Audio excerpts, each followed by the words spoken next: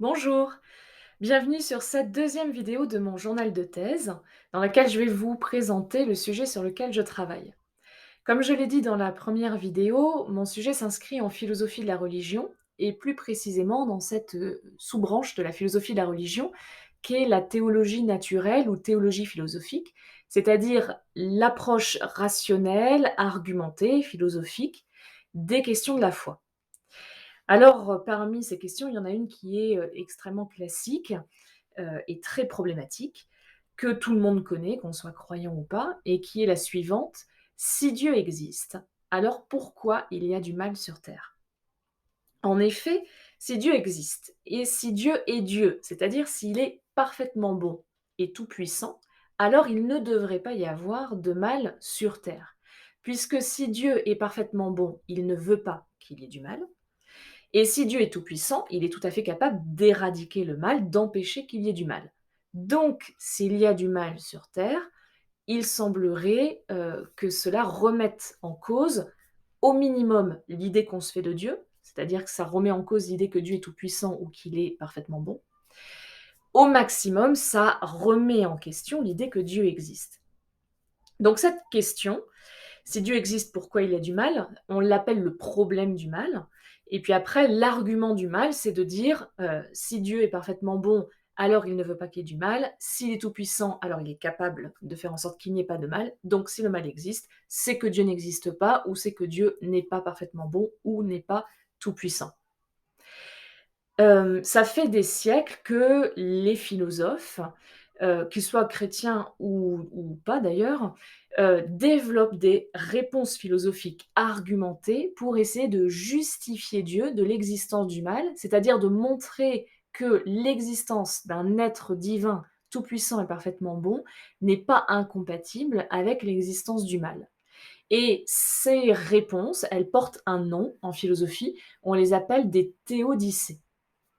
Théodicée, c'est un mot formé sur deux mots grecs, théos qui veut dire Dieu et dike qui veut dire la justice. Ce mot a été forgé par le philosophe allemand Leibniz au XVIIIe siècle. Il a en effet publié en 1710 des essais de Théodicée, qui sont devenus un grand classique dans la Théodicée, et dans lesquels il présente divers arguments pour justifier Dieu de l'existence du mal. Si le mot est récent, puisqu'il date du XVIIIe siècle, l'entreprise, elle, est très ancienne. Ça fait très longtemps que beaucoup de philosophes écrivent des théodicées pour essayer de justifier Dieu de l'existence du mal, et que d'autres philosophes écrivent des contre-arguments contre les théodicées pour mettre à mal tout le système de justification. Donc, moi, je vais travailler sur la théodicée. Je ne vais pas travailler sur la théodicée en général, je ne vais pas non plus travailler sur la théodicée chez un auteur en particulier. J'ai choisi de travailler sur la façon dont la théodicée a évolué après la Seconde Guerre mondiale. Ce que je cherche à étudier, c'est est-ce que la Seconde Guerre mondiale, et particulièrement la Shoah, donc l'extermination délibérée des Juifs d'Europe par les nazis, est-ce que cet événement a provoqué un changement dans la façon de faire des théodicées? Donc mon sujet s'intitule La théodicée après Auschwitz, et ma question qui me guide, hein, c'est de savoir si Auschwitz a eu un impact sur la pensée philosophique quand elle se préoccupe du problème du mal. Donc est-ce que Auschwitz a eu un impact sur la théodicée? Donc je vais étudier plusieurs auteurs, à la fois des auteurs de philosophie continentale, c'est-à-dire des Français, des Allemands, des Italiens, des Espagnols, etc., mais également des auteurs anglo-saxons, qui ne sont pas forcément traduits en français. Donc j'ai un large panel d'auteurs avec des dizaines et des dizaines de livres qui ont été écrits sur le sujet depuis la fin de la Seconde Guerre mondiale, hein, les années 45, jusqu'à aujourd'hui. Il y a encore des livres qui ont été publiés, par exemple, l'année dernière, en 2022. Et je vais aussi croiser des auteurs qui sont philosophes et des auteurs qui sont théologiens. Donc il y a plusieurs pistes de réflexion que je vais explorer. Je vais explorer déjà si un événement historique tel que la Shoah peut avoir un impact sur la pensée philosophique, c'est-à-dire peut contraindre la pensée à suivre certaines directions, peut fermer certaines voies, certains arguments, et cetera. Je vais ensuite, étudier une autre piste de réflexion qui est de voir si la Shoah a eu un impact dans la façon d'argumenter et de résoudre le problème du mal. Et ce qui m'intéresse particulièrement, c'est de voir si, Auschwitz a eu un impact sur les 2 concepts qui sont en jeu, le concept du mal et le concept de Dieu. Il y a en effet, par exemple, beaucoup d'auteurs après la Seconde Guerre mondiale, qui soutiennent qu'à Auschwitz, et plus précisément, non seulement la Shoah, mais plus précisément les camps d'extermination, ont révélé au monde entier un mal qui était inconnu de nous auparavant et qui est un mal extrême.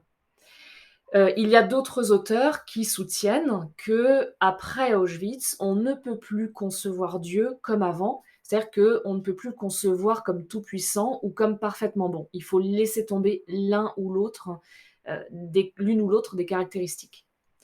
Une troisième piste d'étude, pour moi, c'est de voir si les philosophes qui écrivent des théodicées depuis Auschwitz ont modifié comment dire, euh, leur intention euh, quand ils écrivent, à qui ils s'adressent.